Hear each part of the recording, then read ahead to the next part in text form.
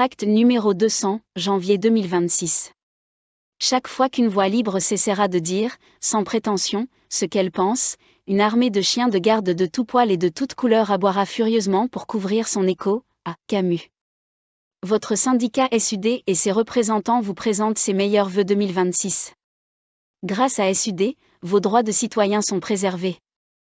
Par une note datée du 6 juin 2025, les agents de la ville et de GCT et M, le CCS étant notoirement absents, étaient appelés dans son premier point, au nom de la nécessaire neutralité politique de l'autorité administrative, même en dehors de leur service et même investi d'un mandat syndical, à un camarade de SUD s'est étonné dès juin dans un courriel envoyé à l'administration de cette disposition portant atteinte à la liberté d'opinion du citoyen que nous sommes et des conséquences qui pouvaient mettre à mal les agents dans leurs activités extra-professionnelles.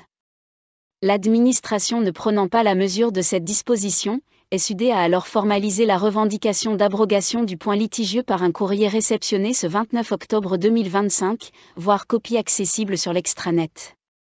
Comprenant enfin l'excès de pouvoir, par une nouvelle note datée du 9 décembre 2025, oubliant toujours les agents du CCAS, il est donc plus simplement rappelé aux agents de cette modification substantielle n'interdit plus à tout agent de participer à une manifestation ou cérémonie politique mais rappelle aux agents de ne pas laisser transparaître ou afficher leur qualité d'agent territorial en tel cas.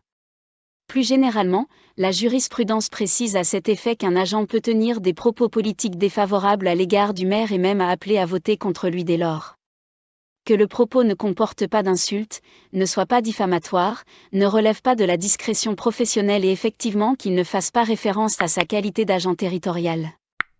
Si vous avez un doute, n'hésitez pas à nous interpeller.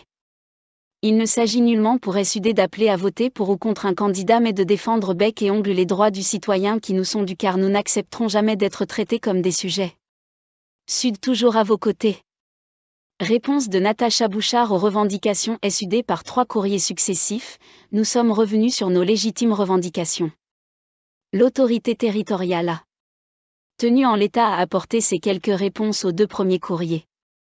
Accompagnés de nos commentaires, nous vous les présentons. Astérisque horaire variable à minima pour les services techniques, Natacha Bouchard, NB, une souplesse. Horaire pour les agents de la rue de Toul est instauré sous couvert d'une expérimentation d'1 an. Commentaire SUD, ce n'est pas toi accent grave fait ce qui nous a présenté lors du CST 12 novembre 2025 car il s'agissait de passer progressivement l'ensemble des services techniques et pas seulement les camarades du CTM. D'ailleurs en voici la preuve avec l'extrait des modifications apportées au protocole relatif à la gestion du temps de travail et de ses cycles. Astérisque entretien des écoles pendant le temps scolaire. Natacha Bouchard, NB, l'entretien est impossible pour des questions de sécurité et de responsabilité. Commentaire SUD, lors de notre rencontre majorale de cet automne, l'autorité territoriale s'était engagée à étudier le fonctionnement sur ce point précis dans d'autres communes. Nous n'avons pas eu de retour. Qu'à cela ne tienne, nous avons commencé pour notre part à nous intéresser à d'autres collectivités.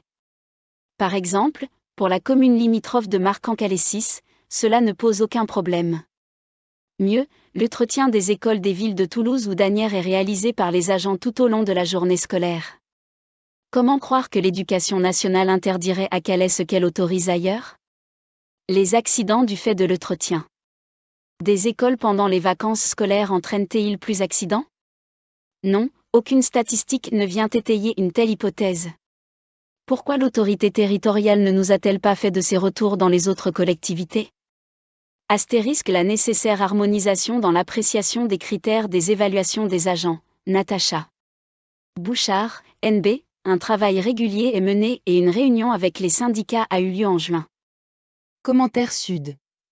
Pour rappel, lors de la rencontre majorale du 7 octobre, il avait même été évoqué l'exemple de l'agent qui n'a aucun retard ou aucune absence, et à qui on refuse l'excellent, ce qui avait valu l'approbation de notre critique par l'adjoint au personnel. Depuis, rien n'a changé où l'on voit des agents qui n'ont aucun retard et ou absence, et à qui l'on met bien. Monétisation des CET pour les agents en congé maladie avant leur cessation de fonction. Natacha Bouchard, NB.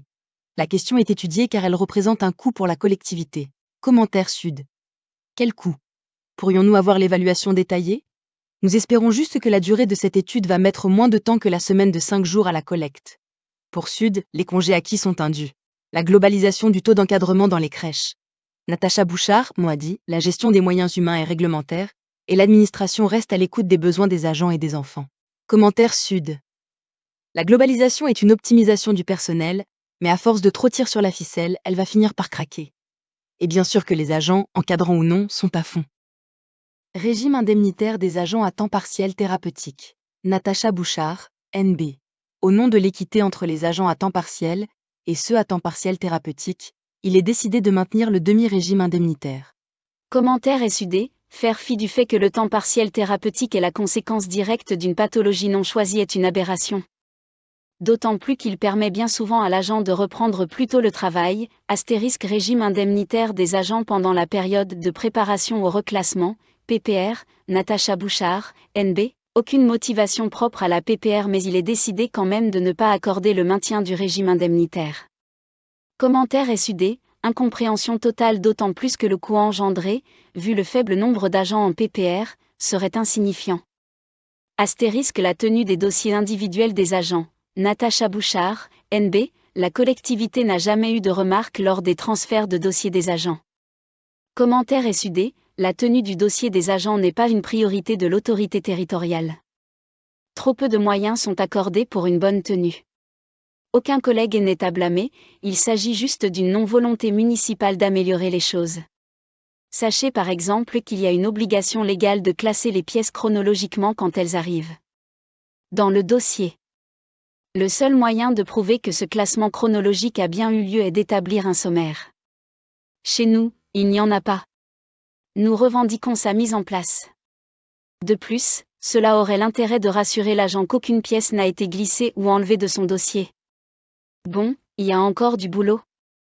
Le troisième courrier concernait la revendication d'étendre la viabilité hivernale à tous les services concernés et les refus sans justification de retraite progressive aux agents. Nous attendons la réponse de Natacha Bouchard bien qu'une inflexion se soit faite sentir sur les refus de retraite progressive. Voici une partie des questions sécurité et conditions de travail. École de musique, les agents techniques sont régulièrement sollicités pour le transport d'instruments de musique ou toute autre affaire. Peut-on enfin octroyer un véhicule utilitaire adéquat à leur travail afin d'améliorer leurs conditions de travail? Serre d'Auray, au niveau des locaux administratifs de la serre Marcel d'Auray, une porte, issue de secours, reste depuis bien trop longtemps condamnée. À quand sa réparation? Assainissement, serait-il enfin possible de régler la minuterie de la chaudière de la station d'épuration Mono ou tout simplement continuer à chauffer le week-end car tous les lundis matins, les agents sont gelés à leur première prise de poste, sans parler des agents d'astreinte intervenant le week-end?